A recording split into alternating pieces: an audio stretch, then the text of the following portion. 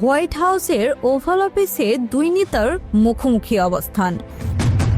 একদিকে মার্কিন president Donald Trump, অন্যদিকে ইউক্রেনের প্রেসিডেন্ট ভ্লাদিমির জেলেনস্কি। কিন্তু বৈঠকটি শান্তিপূর্ণ আলোচনার পরিবর্তে পরিণত হয় উত্তপ্ত বাক্য বিনিময়ে।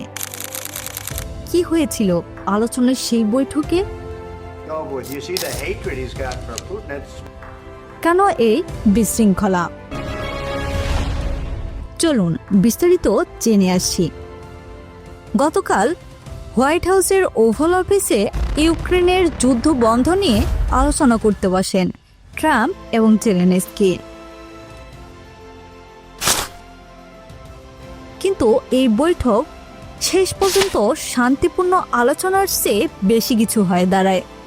বৈঠকের শুরুতেই উত্তপ্ত হয়ে পড়েন দুই নেতা। ট্রাম্পের কথায় জেলেনস্কি শান্তির জন্য প্রস্তুত নয়। অন্যদিকে জেলেনস্কি মনে করেন আমেরিকার সমর্থন ছাড়া ইউক্রেনের পক্ষে রাশিয়ার বিরুদ্ধে টিকে থাকাই সম্ভব নয়। আমি সুবিধা চাই না, শান্তি চাই। এই উত্তপ্ত বাক্য বিনিময়ের সময় ইউক্রেনের রাষ্ট্রদূতকে মাথায় হাত দিয়ে বসে থাকতে দেখা যায়। কি চাপের মধ্যে ছিলেন তিনি তা সহজেই অনুমান করা যায়। কিন্তু প্রশ্ন হলো, এই বৈঠকের পেছনের কারণ কি? কেন এই বিশৃঙ্খলা? ইউক্রেনের যুদ্ধের পুরো প্রস্তুতি এখন জটিল থেকে জটিলতা হচ্ছে। ডোনাল্ড ট্রাম্প দ্বিতীয় দফায় প্রেসিডেন্ট নির্বাচিত হওয়ার পর যুক্তরাষ্ট্রের অবস্থানই বদলে যায়।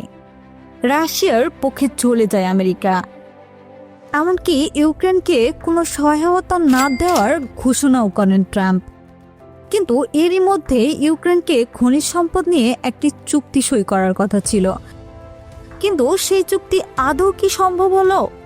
বৈঠকের পর ট্রাম্প তার সামাজিক যোগাযোগ মাধ্যমে লিখেছেন, আজ হোয়াইট হাউসে একটি অর্থবহ মিটিং করেছি।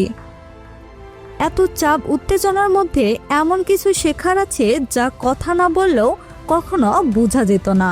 কিন্তু প্রশ্ন হচ্ছে, এই উত্তপ্ত আলোচনা কি সত্যি কোনো সমাধান এনেছে?